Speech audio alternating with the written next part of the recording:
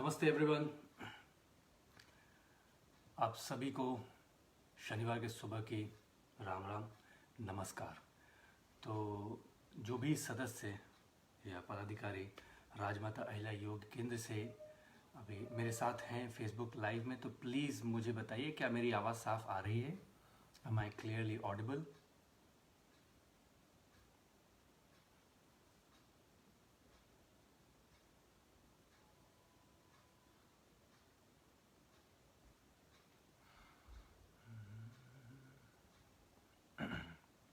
क्या मेरी आवाज़ साफ आ रही है आप लोगों को? मुझे एक मैसेज मिला है, सो मैं स्टार्ट करूं फिर।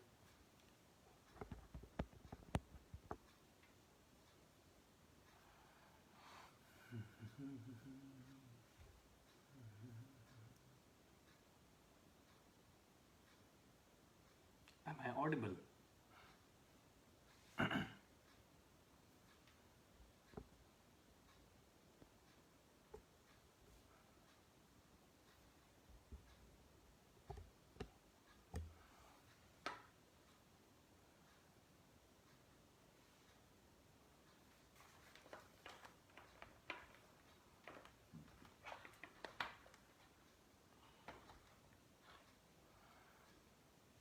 नमस्ते everyone.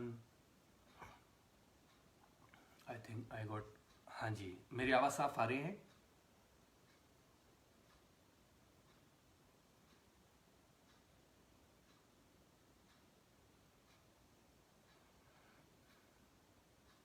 am I clearly audible? Once you send a thumbs up तो I'll start the session. अगर मेरी आवाज़ साफ है तो प्लीज़ एक थम्स अप कमेंट में कीजिए।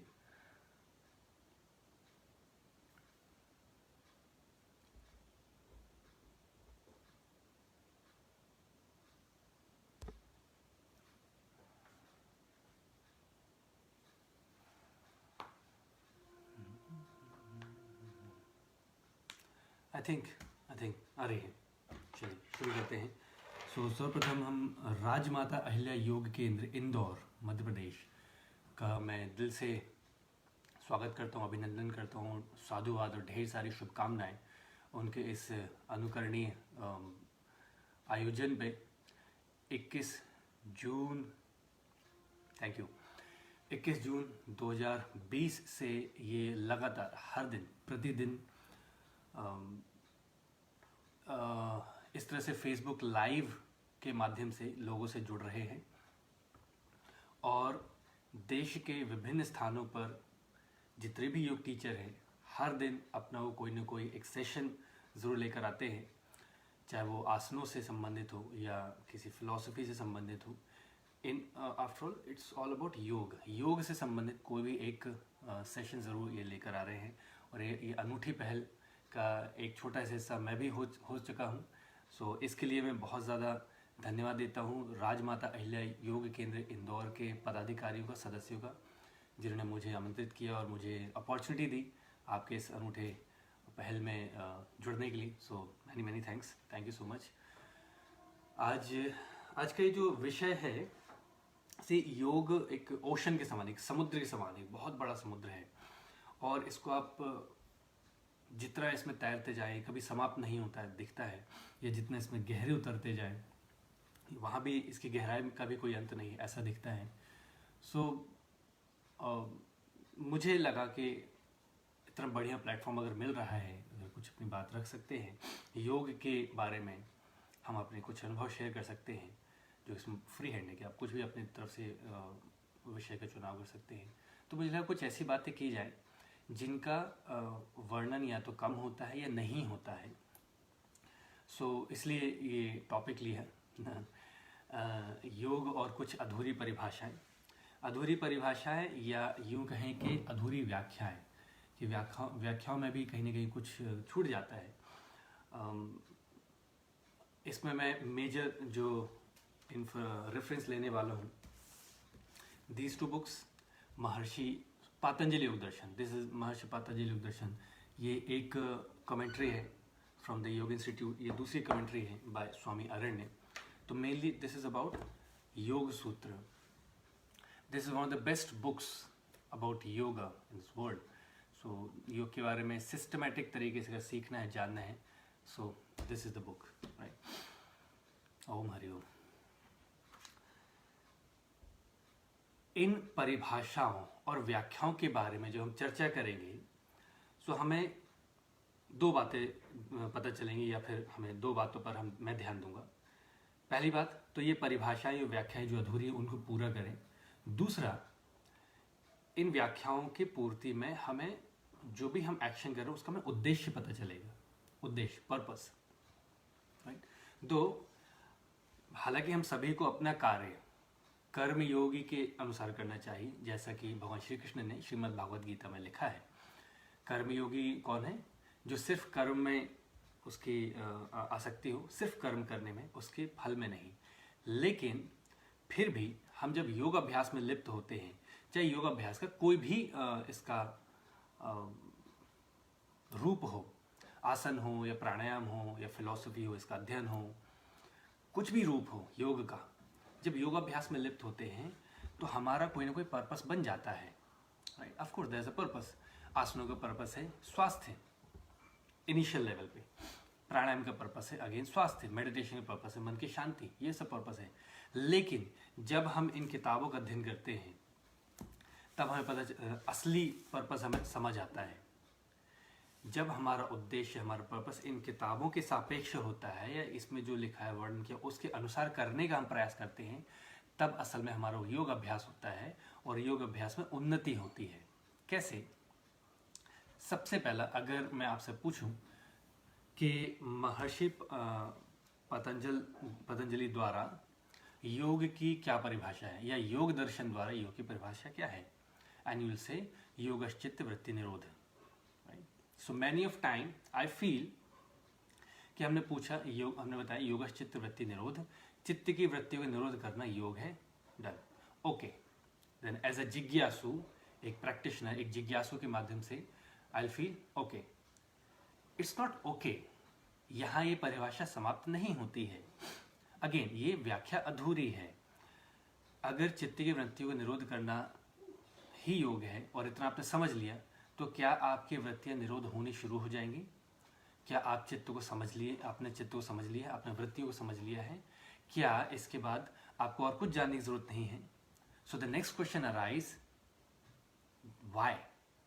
वाई दिस चित्त की वृत्ति निरोध? क्यों करें? चित्त की वृत्तियों को निरोध करना ही योग है, तो पहला तो क्यों चित्त की वृत्ति को निरोध करें, है तो फिर कैसे करें, और क्या होता है अगर चित्त की वृत्ति को निरोध हो गया?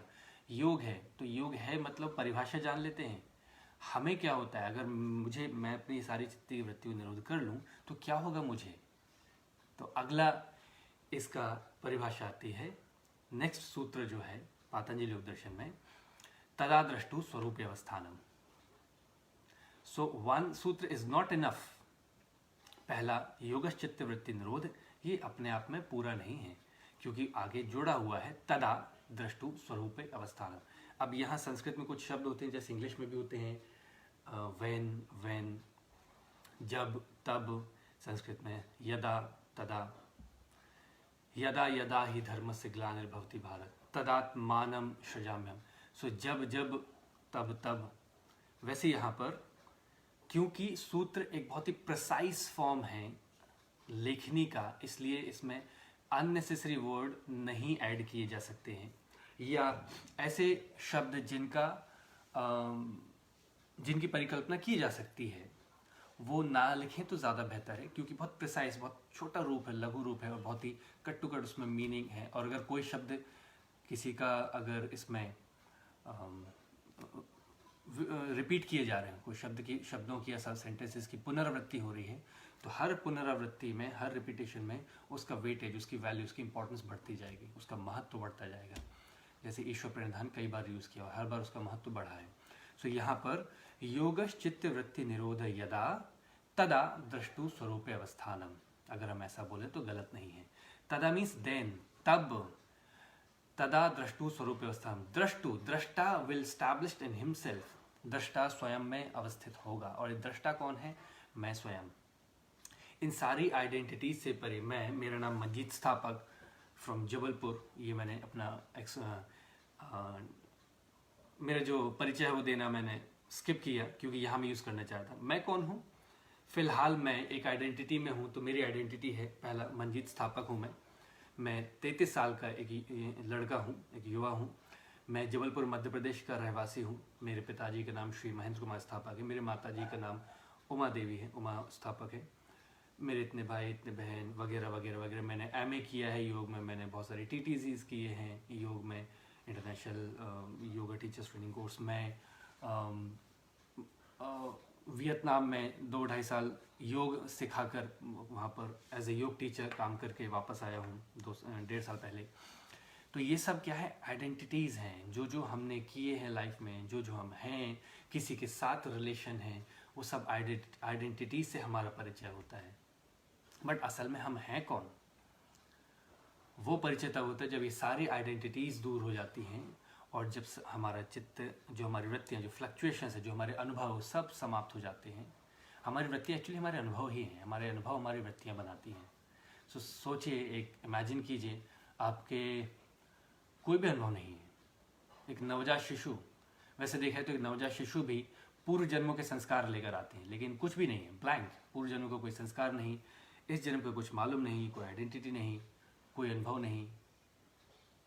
That is the state of चित्तवृत्ति निरोध, शून्यता, कुछ नहीं, सिर्फ शून्य है। और उस शून्यता के भाव में आप समाधिस्थ होने का प्रयास कर सकते हैं। सो जब आपकी सारी वृत्तियों का निरोध होगा, मतलब आपके सारे अनुभव समाप्त हो जाएंगे, कोई आइडेंटिटी नहीं बचेगी, तदा आप स्वयं में स्थित होंगे। तब आप स्वयं को जान पाएंगे, वो प्योर कॉन्शियसनेस, वो पुरुष कौन है, वो आत्मा, वो जीवात्मा, जो भी हम नाम बुलाएं, वो कौन है। तब तक नहीं। तब तक कैसे होगा? तो अगला सूत्र ही उसमें आ जाता है कि वृत्ति सारूप्यम इतरत्र।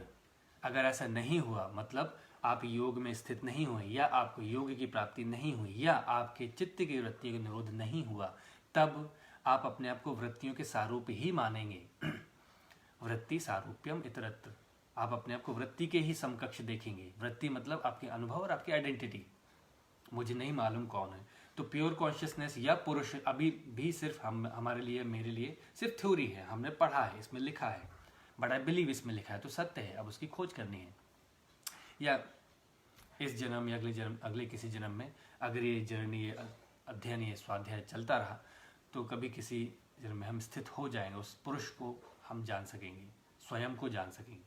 दैट इज स्वाध्याय, वो है स्वयं को जानने की प्रक्रिया। राइट। अब यहाँ पर देखिए, 2 सेंटेंसेस में या 2 सूत्रों में वृत्ति का जो वर्ड है, जो ये रिपीट हो चुका है। सबसे पहले बताया कि वृत्तियों का निरोध करना योग है, और फिर एक सूत्र छोड़ के फिर बताया कि वृत्ति सारूप मित्रत्व। तो इट हैज़ नाउ वेटेज, इसकी इंपॉर्टेंस की महत्ता ज़्यादा बढ़ चुकी है कि इतनी बार वृत्ति है क्या। तब फिर अगला सूत्र आता है, वृत्ति क्या होती है। वृत्ति 5 प्रकार की होती हैं, क्लिष्ट अक्लिष्ट होती हैं, फिर उनकी व्याख्या चलती है, and so on. So this is how this journey starts. तो ये हुई पहली व्याख्या, जो मुझे लगता है, व्हाट आई फील, कि अधूरी व्याख्या होती है कि योग की परिभाषा सिर्फ एक लाइन नहीं हो सकती है, योगश्चित्त वृत्ति निरोध नहीं। योग की पूरी परिभाषा है योगश्चित्त वृत्ति निरोध तदा द्रष्टु स्वरूप अवस्थान, कि जब चित्त की वृत्ति का निरोध होगा, आप योग को प्राप्त करेंगे, तब आप स्वयं में स्थित हो सकेंगे, तब दृष्टा अपने आप में स्थित होगा, क्योंकि तदा है। राइट। और इसके बाद आता है, क्योंकि ये उद्देश्य भी बताता है कि वृत्तियों का निरोध क्यों करना है। तो हमने अगर व्याख्या को संपूर्ण किया तो हमें उद्देश्य मिला।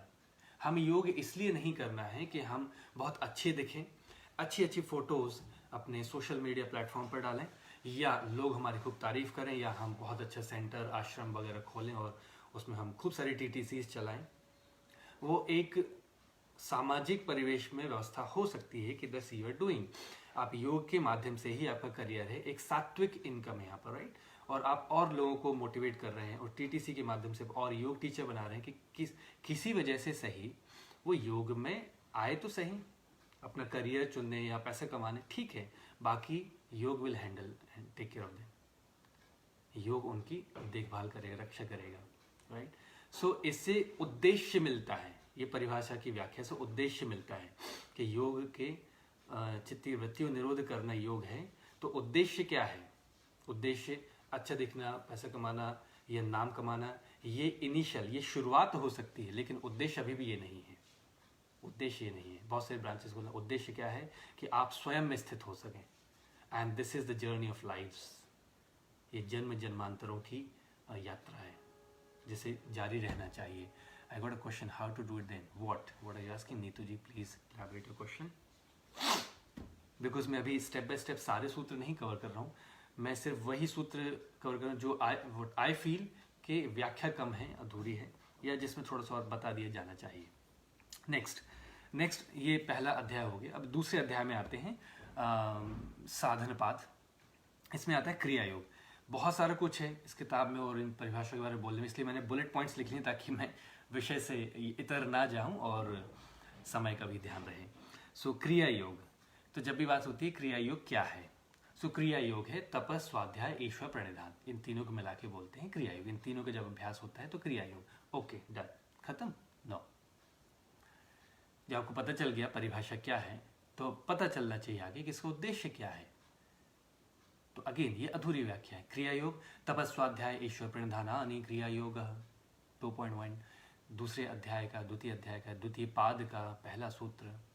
लेकिन ये अगेन अधूरा है। इसने अगर आपने सिर्फ इतना जाना क्रिया योग की तप क्या है, स्वाध्याय क्या है, ईश्वर प्रणिधान क्या है, सिर्फ इतना जाना तो ये अधूरी व्याख्या है अकॉर्डिंग टू मी। पूरी व्याख्या क्या होगी? अगला ही सूत्र बताता है उसका उद्देश्य। उसका उद्देश्य है समाधि भावनार्थ क्लेश तनुकरणार्थश्च। समाधि और क्लेश के तनुकरण, तनुकरण मतलब उसका छोटा करना, उसको वीक या उसको कमजोर करना, अपने सारे क्लेशों को कमजोर करने के उद्देश्य से, प्लस आपका चित्त समाधिस्थ हो सके, समाधि की ओर आगे बढ़ सके, इन दोनों उद्देश्य से ही क्रिया योग का अभ्यास किया जाना चाहिए।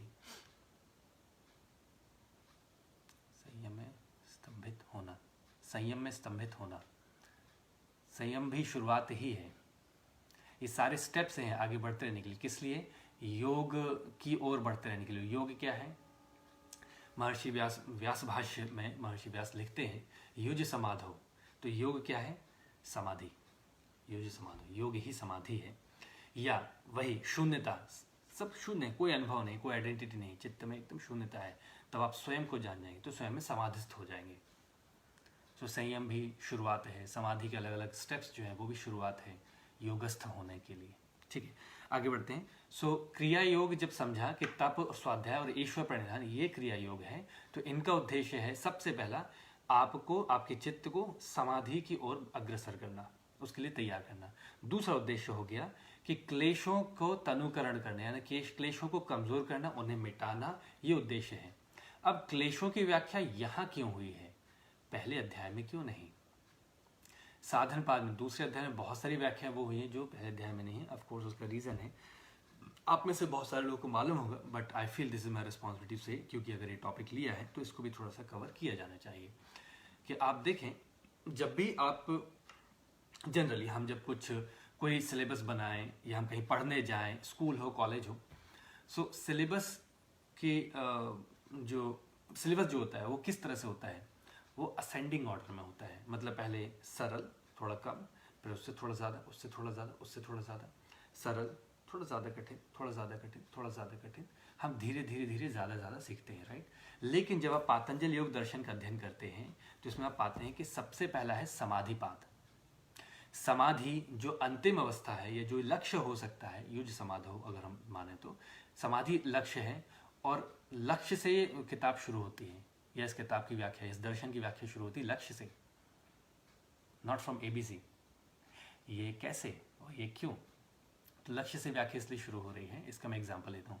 कल ही मैं इस टॉपिक पे अपना क्लास ले रहा था, तो वहाँ पर ये व्याख्या, एक एग्जांपल निकल गया है कि आप में से सभी ने, हम सभी ने या तो हमने बाय एयर ट्रैवल किया है, एरोप्लेन में ट्रैवल किया है, हवाई जहाज में, या फिर उसकी प्रोसेस हमें मालूम है कैसे होती है, नहीं भी किया तो जानकारी है। सो आप जब भी एयरप्लेन में या एयरबस में बोर्ड करने के लिए वेट करते हैं, वो गेट बंद रहता है, तो सारे पैसेंजर्स वेट कर रहे हैं, और जैसे वो बोर्डिंग गेट ओपन होता है, बोर्डिंग टाइम ओपन होता है, तो वहाँ पर one of the staffs from the airline company, they hold a placard, या तो अनाउंस करते हैं, एक प्लाकार्ड यूज़ करते हैं जिसमें लिखा रहता है बिजनेस क्लास मेंबर्स या वीआईपी मेंबर्स। ये वीआईपी मेंबर्स कौन है और पहले उनको क्यों जाने दिया जाता है?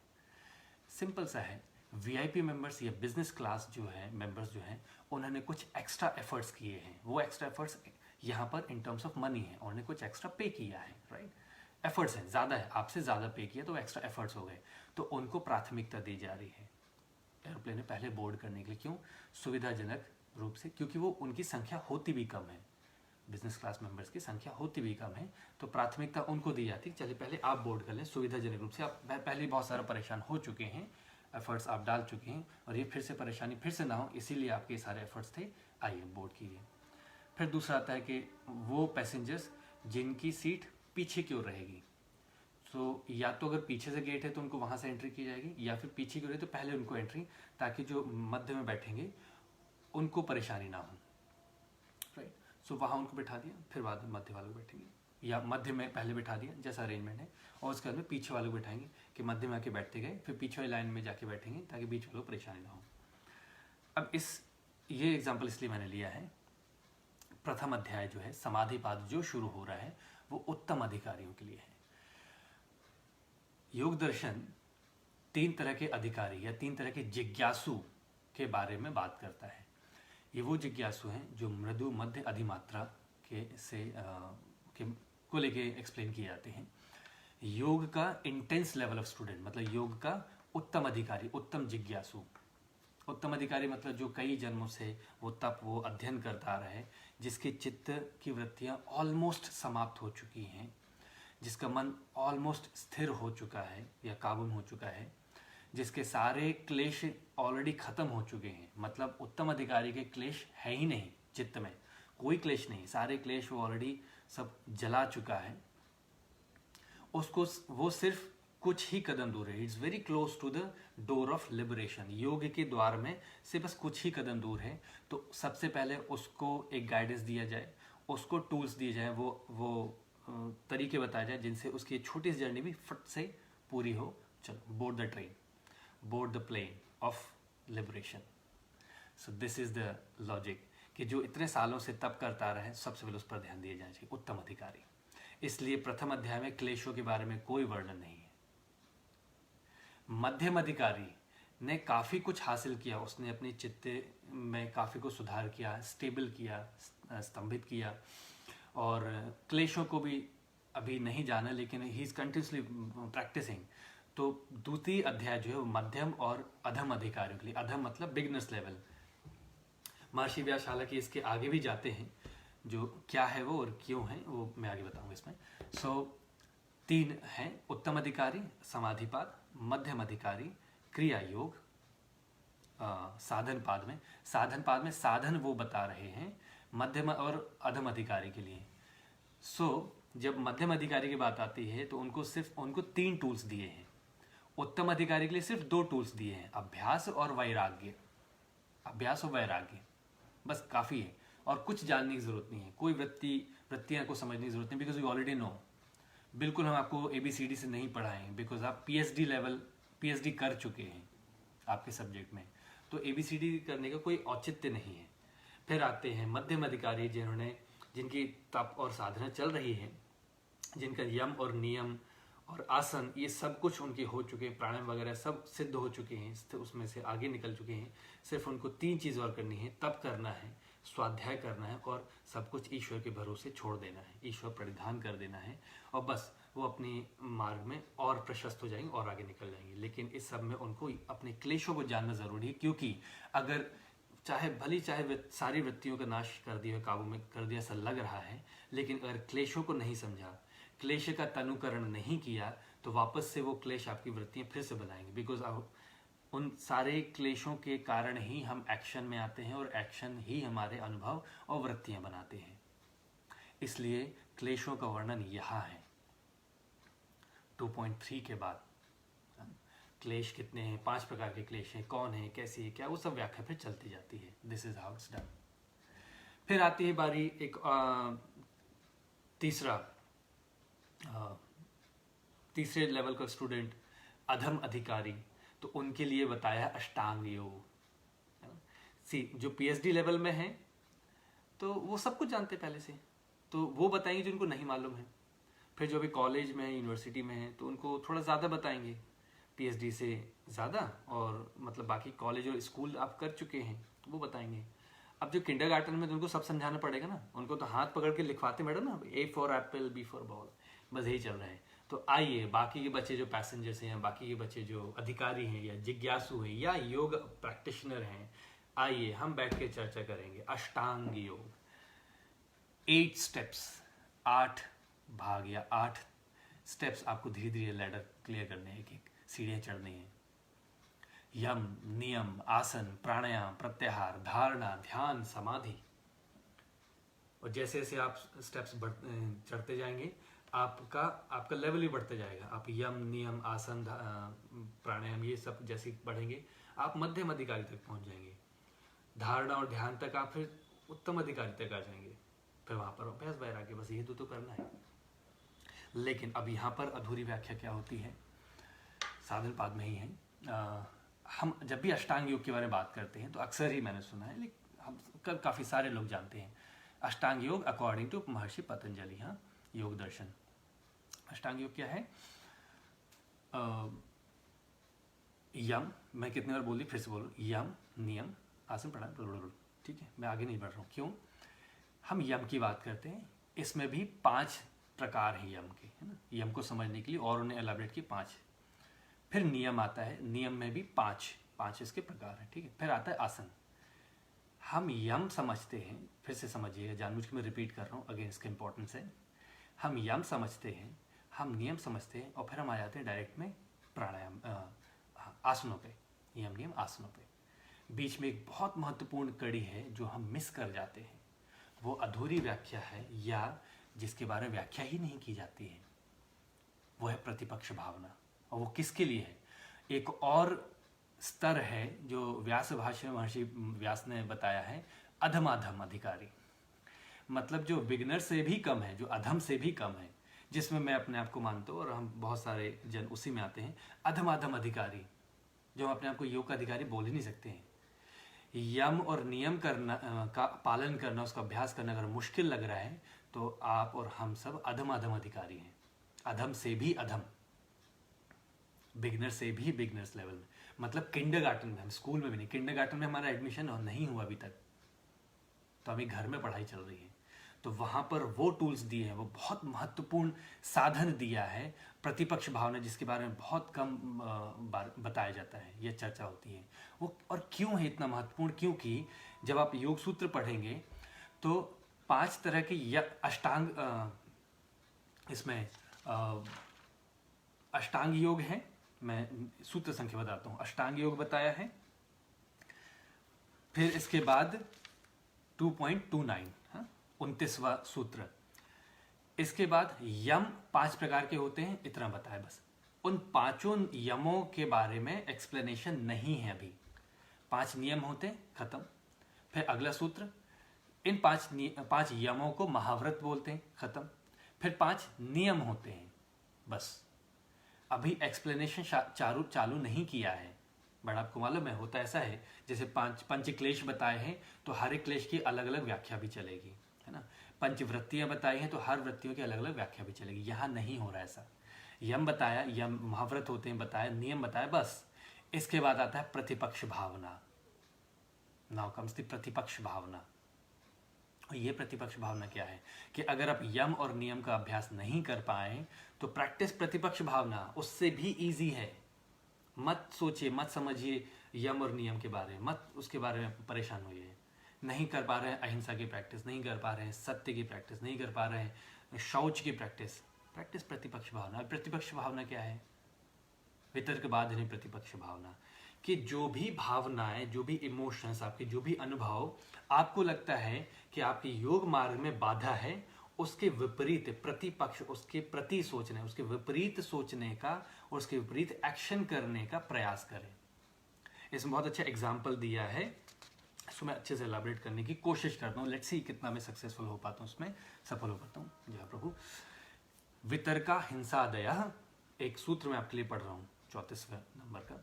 वितर्का हिंसादयः मृदु कृतकारित अनुमोदिता, लोभ क्रोध मोह पूर्वक मृदु मध्य अधिमात्रा इति प्रतिपक्ष भावनम।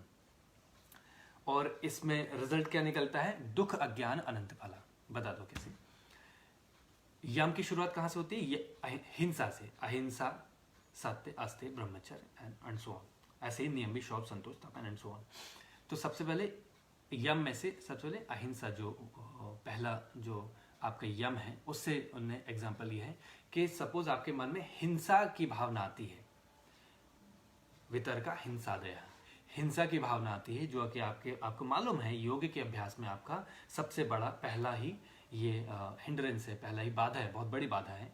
तो इसकी भावना आती है, तो इसको आप सबसे पहले समझें कि कैसे हिंसा की भावना, कृतकारित अनुमोदित, ये तीन इसकी कैटेगरी हैं। कारण, करने के तरीके। हिंसा या तो आप स्वयं कर रहे हैं, कृत, कारित या किसी से करवा रहे हैं, अनुमोदित या किसी ने भी किया है हिंसा, आप उसमें मजे ले रहे हैं या आपको बड़ा आनंद आ रहा है। जैसे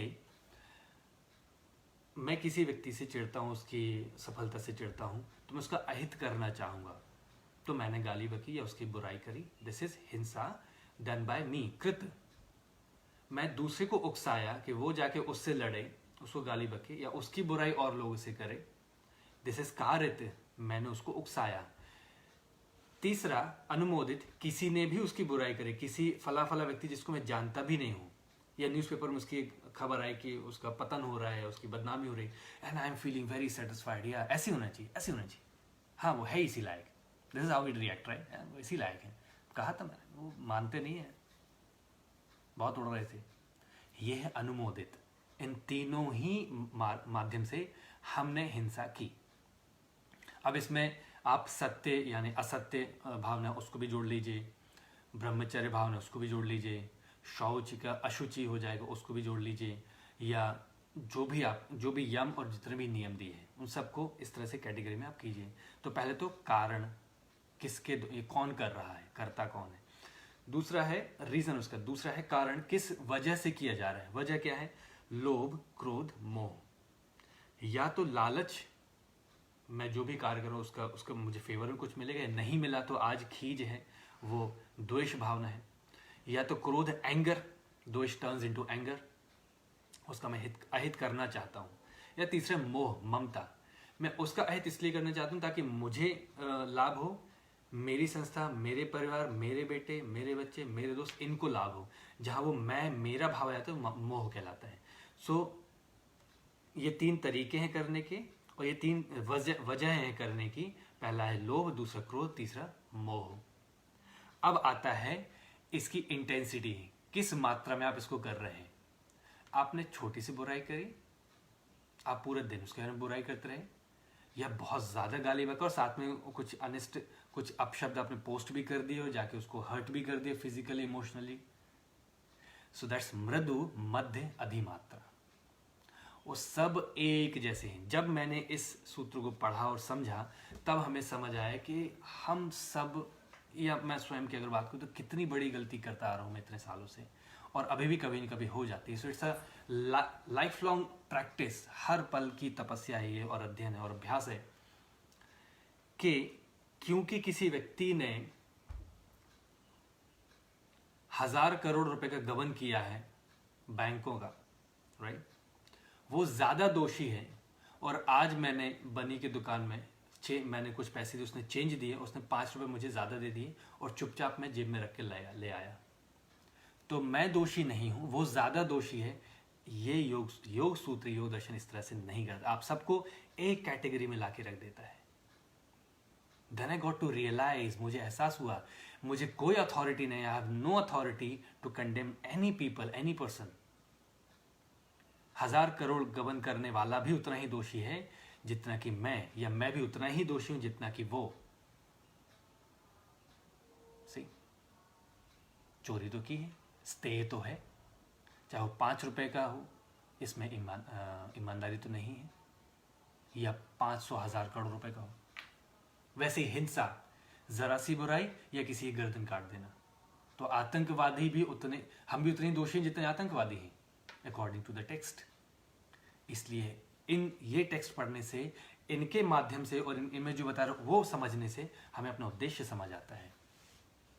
कृत कार्यत अनुमोदित, लोभ क्रोध मोह और मृदु मध्य अधिमात्रा, ये तीन कैटेगरी बताई है कि मात्र कोई भी हो, आप छोटे सा हो, थोड़ा मध्यम हो या बहुत बड़ा हो, सब बराबर है। इन सबका क्योंकि रिजल्ट क्या मिलता है, दुख और अज्ञान अनंत फला, मतलब नेवर एंडिंग, ये हमेशा चलता रहेगा। आपका ना दुख कभी समाप्त होगा ना अज्ञानता कभी समाप्त होगी। वो अज्ञानता के काले अंधेरे में आप अपने आप को फंसा कर रखेंगे। इति प्रतिपक्ष भावना, इसीलिए प्रतिपक्ष भावना का प्रैक्टिस करें, का अभ्यास करें। ये हम नहीं समझ आ रहे हैं, कोई बात नहीं। हिंसा समझ आती, हाँ, प्रैक्टिस इट। तो इसमें कैसे करना है, उसका अपोजिट सोचने की। जैसी मन में इच्छा होती है कि किसी फला फला व्यक्ति के बारे में कुछ गलत आते हैं, तो मन में पहले तो भाव आते हैं, विचार आते हैं, शब्दों तक, एक्शन में बाद में आता है। सोचिए क्या ये उचित है सोचना। मैंने पढ़ा है, जबकि प्रतिपक्ष भावना, रोको अपने आप को। टेम्पटेशन है, बहुत बड़ा लालच है, हमारे सेंसरी ऑर्गन्स का बहुत बड़ी टेम्पटेशन है किसी की बुराई करना। Hold, stop yourself, no, good, okay. कुछ और सोचते हैं, क्या अच्छा था, क्या अच्छा था उस व्यक्ति के बारे में, नहीं अच्छा किया था उसने, जस्ट अपोजिट, आप अपोजिट सोचने लगे। उसने कुछ तो अच्छा किया था, नहीं वो अच्छी बातें करता है। वो व्यक्ति पर्सनल लाइफ में चाहे जैसे हो, लेकिन बातें अच्छी करता है। उसने देखो एक दो व्यक्ति बोले धोखा दे, लेकिन कितने सारे लोगों को उसने तारीफ किया है। तो ऐसे करते करते धीरे आप उसकी सिर्फ तारीफ करने लगते हैं, धीरे से आपका चित्त शांत होता है, आपका मन शांत होता है। देन फॉरगेट दैट पर्सन, और भूल जाए उस व्यक्ति को और अपने काम में फोकस कीजिए। हम क्या कर रहे थे, हाँ ये बात थी मेरी, अपने काम में फोकस कीजिए। बिकॉज अगेन कोई फर्क नहीं पड़ता है, वो अपनी जर्नी जी रहे हैं, आप अपनी जर्नी जिए। आप अपनी जर्नी पर फोकस करें, अपनी यात्रा करें, योग यात्रा करें, अपनी जीवन, अपने आपके घर के आसपास और आपके घर में इतनी परेशानी है, किसी और के बारे में बात करिए, क्या करना है, लेकिन अवेयरनेस तो हो। और अवेयरनेस होने के बाद भी एक्शन लेने में बहुत मुश्किल होती है। अगर आसान होता कोई भी कर लेता आसान नहीं है और होना भी नहीं चाहिए, तभी तो वर्थ इट है, वर्थ ट्राई। प्रयास करने योग्य है, ये बिल्कुल प्रयास करने योग्य है। नेक्स्ट, आखिरी topic, this is again very much famous according to Yoga Darshan. If I ask you आसन की परिभाषा क्या है, यू विल से स्थिर सुखम आसनम, दैट्स इट, डन। नहीं, अधूरी परिभाषा है। स्थिरता और सुख की अनुभूति आसन है, स्थिर सुखम आसनम, ये अधूरी परिभाषा है। मैं अधूरी व्याख्या भी नहीं कहूंगा, क्योंकि आसन बने और आसन सिद्ध हो, इनके लिए उन्होंने 4 स्टेप्स दिए हैं। स्थिरता, सुख की अनुभूति, प्रयत्न शैथिल्य, जहां पर कोई भी आपके प्रयत्न ना हो, और अनंत समापत्ति, अनंत पे आपका ध्यान। वो अनंत क्या है, अनंत ऊर्जा हो सकती है, ईश्वर हो सकता है, या आपकी स्वयं की सांसें, ब्रीदिंग, इसके थ्रू आप अनंत में कनेक्ट होते हो। वो प्राण ऊर्जा से, प्राण ऊर्जा कभी समाप्त नहीं होती, प्राणिक एनर्जी ना, वो कभी समाप्त नहीं होती, वो सिर्फ डिसॉल्व होती है। ये शरीर जाता है, आपकी सांसों का लेन देन, जो आवागमन है, जो फिजिकल, जो ग्रॉस बॉडी है, वो डिस्ट्रॉय होता है, वो समाप्त होता है, प्राणिक एनर्जी नहीं। तो सांसों के माध्यम से प्राणिक एनर्जी को पर ध्यान लगाना, ये चारों जब होंगे तब आपका आसन सिद्ध होगा, तब आपको आसन का उद्देश्य प्राप्त होगा। आसनों का उद्देश्य अभी हमारे लिए स्वास्थ्य, राइट? नहीं, आप समझते इसमें आसनों का उद्देश्य क्या है। तो सबसे पहले आता है 246 स्थिर सुखम आसनम, ठीक है, this is one part. Second part, प्रयत्न शैथिल्य 247, प्रयत्न शैथिल्य अनंत समापत्तिभ्याम, यहां वर्ड आता है अभ्याम। अभ्याम मीन्स दोनों, बोथ, दोनों साथ में प्रैक्टिस होंगे, प्रैक्टिस किए जाएंगे।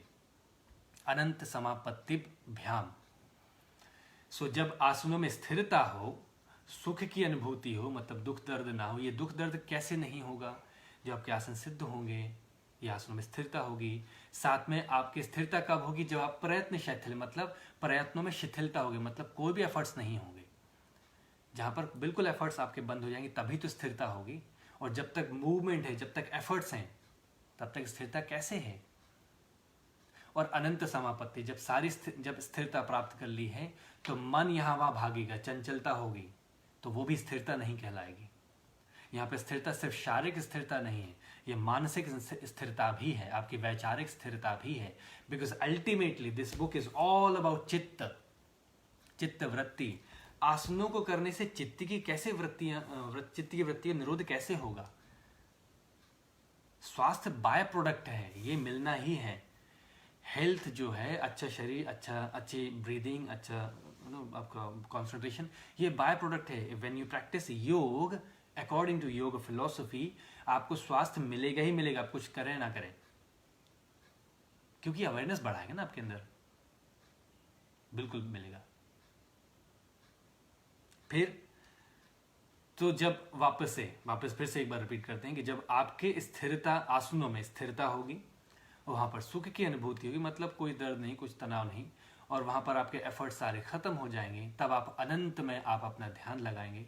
अनंत ऊर्जा, चाहे ईश्वर बोले या आपकी स्वयं की सांस, आपके प्राण ऊर्जा बोले, दोनों में आप ध्यान लगाएंगे, तब आपका आसन होगा, तब वो आसन कहलाएगा। और तब आएगा अगला सूत्र, ततो द्वंद्व अनभिघातः, तब आपके सारे द्वंद्व अनभिघात समाप्त हो जाएंगे। This is the purpose, the उद्देश्य ऑफ आसन प्रैक्टिस। पर्पस ये है, अच्छे शरीर, अच्छी फोटो खिंचवाना नहीं है, अब कठिन कठिन आसन करना नहीं है। होता तो कठिन आसनों के नाम यहाँ बताते हैं, उद्देश्य वही होता। अगर तो कोई आसनों के नाम नहीं, कुछ भी करें, ultimately you have to do nothing. मैं पिछले 11 साल 2009 से योग अभ्यास में हूँ और 2010 से सिखाने में भी हूँ, तो सीखने सिखाने साथ में चल रहे हैं। और इतने साल में सिखाने के बाद इतना समझ आया है कि अभी कुछ नहीं आता है, और इतना सारा आसन और ये सब। और एक चीज़ मैं बिल्कुल मैं यहाँ पर सबके सामने कन्फेस करना बोलना चाहूँगा, जो मैं पहले भी अपने कुछ ग्रुप्स में बोल चुका हूँ, कि आसनों में जितना मेरा एडवांसमेंट हुआ है, मतलब पहले प्रैक्टिस करते थे, लेकिन जितना एडवांसमेंट हुआ है कि एडवांस आसन, कठिन आसन जो हम समझते हैं, बोलते हैं, वो वियतनाम जाके उन विदेशियों के साथ जो बहुत ही प्यारे हैं, उनके साथ प्रैक्टिस करके हुआ है। तो क्रेडिट तो मैं उस पूरे माहौल को दूंगा, क्योंकि वहाँ पर कठिन आसन बहुत प्रैक्टिस किए जाते हैं, तो एक ऊर्जा, एक दूसरे को ना मोटिवेशन मिलता है। वो किया 2 साल, 2.5 साल वर्कशॉप्स भी वहाँ लगाए, काफ़ी सक्सेसफुल रहे ईश्वर की कृपा से। और वो एडवांसमेंट करने के बाद वापस जब आया, तो वापस से वही इंटेलेक्ट में आया था, इंटेलेक्ट एडवांसमेंट के लिए। शारीरिक तो हो गया, बौद्धिक स्तर पर एडवांसमेंट ज़रूरी है, तो आके यहाँ पर फिर से द योग इंस्टीट्यूट ज्वाइन किया, वहाँ से फिर से एक रिफ्रेशमेंट टीचर्स ट्रेनिंग कोर्स किया, and that help me a lot. बहुत कुछ समझने जानने मिला, इतनी जो क्लैरिटी है अब योग सूत्र में, आई थिंक इसका क्रेडिट मैं द योग इंस्टीट्यूट सांताक्रूज मुंबई को दूंगा। वहाँ के जो सीनियर टीचर्स हैं, गुरु महांसा जी, सीनियर टीचर्स में हमारे कार्तिक जी, मोहन जी, मणि जी, ये सारे जो टीचर्स हैं, प्रोमिल मैम, प्रीति मैम, रुचि जी, वर्षा मैम, ये सारे जो टीचर्स हैं, अमेजिंग। तो मुझे तो अच्छा एक एक्सपीरियंस हुआ है। और वहाँ जब ये सब हम पढ़ रहे थे, इसमें चिंतन हो रहा था कि लगभग हर एक सेशन में कहीं ना कहीं सारी बातें रिपीट की जा रही हैं, तो फिर पता चला कि इतना जो कुछ उठापटक है, जो भी हम एडवांस आसन और जो भी फिजिकल प्रैक्टिस कर रहे हैं, ये किस लिए, कि ultimately one day we would be able to do nothing. ये सब इसलिए हो रहा है ताकि कभी हम कुछ ना कर पाए, ऐसी स्थिति हमें प्राप्त हो सके। ये सारे आसन, सारे प्राणायाम, जितना भी उठापटक है, जितने भी हमारे एफर्ट्स हैं, जो भी प्रयत्न है, ये इसलिए है कि एक दिन या किसी पल तो ऐसी कोई स्थिति हमें प्राप्त हो जाए कि हमें कुछ ना करें। वो है स्थिरता, वो है सुख की अनुभूति, वो है प्रयत्न का शिथिलता, और वो है अनंत पे आपका ध्यान। ताकि हम इतने सब आसन और एफर्ट्स इसलिए डालें ताकि आसन बन जाए किसी दिन। So again, we are not practicing आसन, we are preparing ourselves for some day, some time, for few moments, we could be able to practice asan. We could be happen to be in asan. तो आसन किया नहीं जाता, आसन में आप उपस्थित होते हैं, या आसन तक आप पहुंचते हैं। ये वैसा ही है जैसे ध्यान की जितनी भी पद्धतियां हैं, जो मेडिटेशन टेक्निक्स बोलते हैं, वो एक्चुअली प्रत्याहार है। लेकिन ध्यान सिखाना मतलब एफर्ट्स डालना, और एफर्ट्स डालना मतलब आप सिर्फ शारीरिक रूप से हैं। ध्यान में भी प्रयत्नों की शिथिलता होगी। जब ध्यान में प्रयत्न की शिथिलता होगी तो यू रीच ध्यान, आप ध्यान में उपस्थित हो जाते हैं, ध्यान तक पहुंच जाते हैं। और जब तक एफर्ट्स डाल रहे हैं वो प्रत्याहार है, अपने इंद्रियों को वश में करना प्रत्याहार है। फिर थोड़ा और एफर्ट्स डालेंगे या एफर्ट्स धीरे धीरे कम हो लेंगे तो धारणा बनेगी, फिर ध्यान में आप होंगे, फिर समाधिस्थ आप पहुंच जाएंगे, ध्यान में आप उपस्थित हो जाएंगे। This is how it goes. So ततो द्वंद्व अनभिघातः, तब, तत्, then only, जब आपके चारों स्टेप्स क्लियर होंगे, स्थिरता, सुख की अनुभूति, प्रयत्नों में शिथिलता और अनंत समापत्ति, तब देन द्वंद्व अनभिघात, तब आपके द्वंद्वों का नाश होगा। और द्वंद्व क्या क्या है, डुअलिटीज क्या है? द्वंद्व बोलते हैं दो योद्धाओं के बीच की लड़ाई, या तो हथियार हो तो सेम हो या फिर ना हो, तो दो योद्धाओं के बीच की लड़ाई द्वंद्व है। तो हमारे मन में, हमारे चित्त में भी वो योद्धा है। ये द्वंद्व क्या है? तो शारीरिक स्तर पे द्वंद्व क्या है? यहाँ ये दर्द हो रहा है, नहीं हो रहा है, दर्द होना, नहीं होना। तो वही सुख की अनुभूति, दुख की अनुभूति शारीरिक स्तर पे। ठंड लगना, गर्मी लगना, आज बहुत ठंड है, आज नहीं करते प्रैक्टिस, या बहुत गर्मी है, अभी प्रैक्टिस करेंगे तो फिर और गर्मी बढ़ेगी। ये द्वंद्व है, शारीरिक द्वंद्व है। कोई आसन अच्छा लगता है, कोई नहीं लगता है, कोई बहुत डिफिकल्ट लगता है, कोई बहुत ईजी लगता है, तो दोनों में ही करने की इच्छा नहीं होती है। बहुत डिफिकल्ट में डर लगता है, बहुत ईजी में क्या कर रहे हैं, कुछ नहीं कर रहे हैं, आगे बढ़ो, राइट। आज हमें ये प्रैक्टिस अच्छी लग रही है, हो सकता है नेक्स्ट डे अच्छी ना लगे। तो likes, dislikes, cold, hot, whatever, these are the dualities. दो विपरीत ध्रुव हैं, राइट, ये डुअलिटीज हैं, ये द्वंद्व हैं।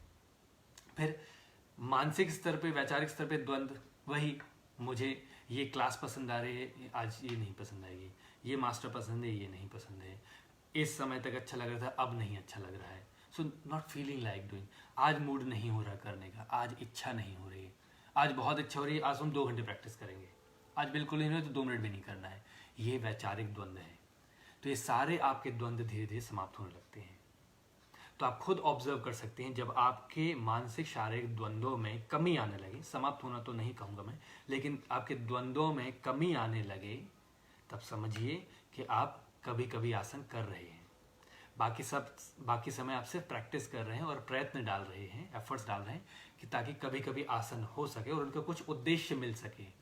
और इसके बाद ही तस्मिन सति श्वास प्रश्वास योग गति विच्छेद प्राणायाम, इसके बाद ही प्राप्त होता है, यह अभ्यास किया जाता है प्राणायाम का। और वो प्राणायाम में क्या है? सिर्फ श्वास प्रश्वास जो हो रहा है उसमें जो गति में जो विच्छेद है वो प्राणायाम है। तो इट्स अनदर टॉपिक, हालांकि इस बारे में चर्चा नहीं होती, तो that's okay. So but this is how it goes. I hope आपको जो भी मैंने टॉपिक्स दिए हैं वो शायद आपको अच्छे लगे हों, और आई बिलीव कुछ मोटिवेटिंग हो। ये मोटिवेटिंग कि इन बुक्स को फिर से अच्छे से पढ़ा जाए। और ऑनेस्टली जब वापस से अगेन, जब मैं 2 साल 2.5 साल के बाद वापस इंस्टीट्यूट गया, मतलब इंडिया वापस आके मुझे फिर से रिफ्रेशमेंट चाहिए था, मुझे फिर से पढ़ना था, क्योंकि फिजिकल एडवांसमेंट हो गई, लेकिन ये सारी बातें वहाँ नहीं होती हैं, राइट, ज़्यादा नहीं होती है, फिर वही फिजिकल लेवल तक होती है, आध्यात्मिक स्तर की बातें कम हो पाती हैं।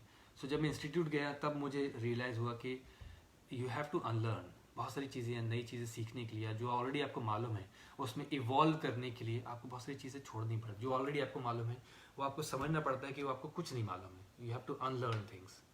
तो अनलर्न करके जब ज्वाइन किया तो आपको नई चीज़ें मिली है, नया प्रोस्पेक्ट समझ में आया, नई तरह से आपको चीज़ें समझ में आई, सीखने मिली मुझे।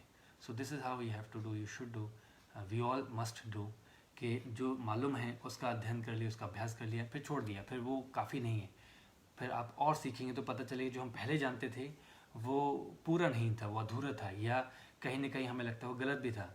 सो हैव दिस डेयरिंग, और ये साहस रखें कि जो गलत जानते थे उसको गलत बोल सकें, जिनको बताया, जो आपके अनुयायी हैं, जो आपके शिष्य हैं, उनको आप करेक्ट कर सकें, नहीं पहले मेरी समझ अलग थी, अब समझ बदल चुकी है, कुछ गुरु के माध्यम से ये समझ अभी बदल गई हैं, तो अब हम इसको नए तरीके से या नए तरह से हम इसका अभ्यास करना शुरू करते हैं। इस टॉपिक, आज का जो ये टॉपिक लिया है, जो सब्जेक्ट था, उसका पर्पस यही है कि हम सब अपने उद्देश्य को ध्यान में रखें। स्पेशली हम सब जो योग से जुड़े हैं, अपने योग अभ्यास किसी भी पहलू से जुड़े हों योग के, अगेन योग बहुत बड़ा है, उसके किसी भी पहलू से जुड़े हों, उसमें हमारा उद्देश्य हमें क्लियर हो, और उद्देश्य हमारे अपने अनुभव और अपने परसेप्शन, विचारों के अनुरूप ना हो, हमारे अपनी वृत्तियों के अनुरूप ना हो, बट वो उद्देश्य इन किताबों, इन टेक्स्ट के अनुरूप हो, जिनका अध्ययन हमें करना है और जिनके अनुरूप हमें अभ्यास करना है, तभी हमारी योग मार्ग में प्रगति हो सकेगी। और this is a life long journey, and this is many life journey, I should say, कि ये जन्म जन्मांतरों की यात्रा है। सो आई होप आप इस यात्रा में अग्रसर रहेंगे और जुझारू होके have a happy and healthy life. आप सभी का बहुत बहुत धन्यवाद। फिर से एक बार राजमाता अहिल्या योग केंद्र इंदौर का मैं बहुत बहुत दिल से धन्यवाद करता हूँ आपके इस अनुकरणीय पहल के लिए, जो आप 21 जून से लगातार हर रोज़ सुबह 7 बजे फेसबुक लाइव में अलग अलग योग टीचर्स को आप आमंत्रित कर रहे हैं, उनके सेशंस हो रहे हैं। हालांकि आपके सारे सेशंस तो नहीं देखे मैंने लेकिन काफ़ी कुछ सेशंस देखे हैं, काफ़ी कुछ वक्ताओं को मैंने सुना भी है। बहुत अमेजिंग है, बहुत इम्प्रेसिव है और सीखने को हर जगह कुछ ना कुछ मिलता रहता है। काफ़ी सारे हमारे साथी योग अभ्यासी हैं जो तरह तरह से टॉपिक्स लेकर आते हैं योग से बीमारियों का, अलग अलग बीमारियों का इलाज। बट ठीक है, शुरुआत तो है, अच्छा है, योग कहीं ना कहीं उनकी लाइफ में आ चुका है।